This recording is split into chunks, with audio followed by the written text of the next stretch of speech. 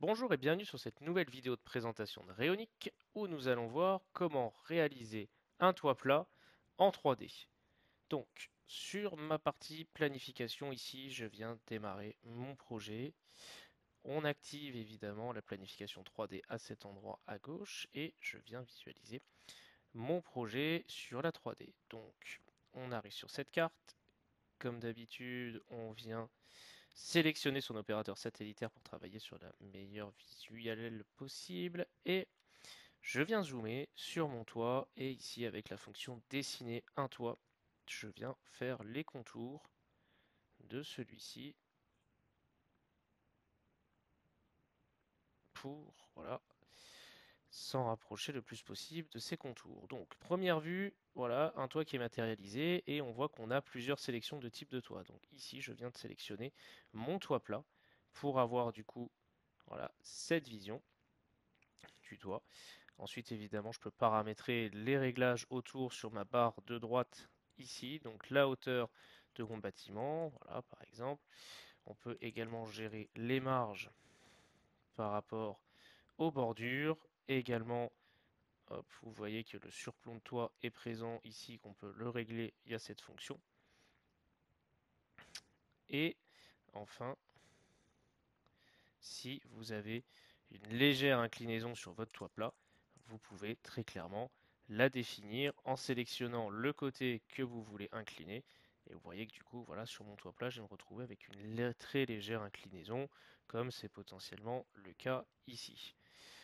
Vous retrouvez du coup les valeurs, donc les mesures de vos largeurs, longueurs sur ce schéma.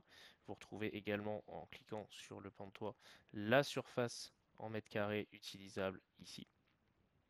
Et enfin, pour parfaire cette présentation, vous pouvez également ajouter des zones d'exclusion. Hein, donc si typiquement ici, je veux condamner cette partie, hop, je viens entourer la zone. Alors on va essayer de travailler un peu plus précisément.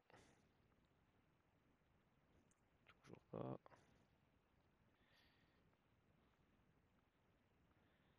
Voilà, admettons, on fait un carré qu'on vient redessiner ici. Donc je peux le déplacer hein, comme je veux, je peux le tourner, je peux le réajuster et on voit les mesures sur mon contour à droite à cet endroit.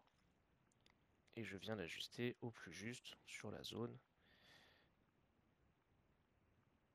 que je veux exclure. Voilà par exemple. À cet endroit, on va dire qu'on est bon sur ça.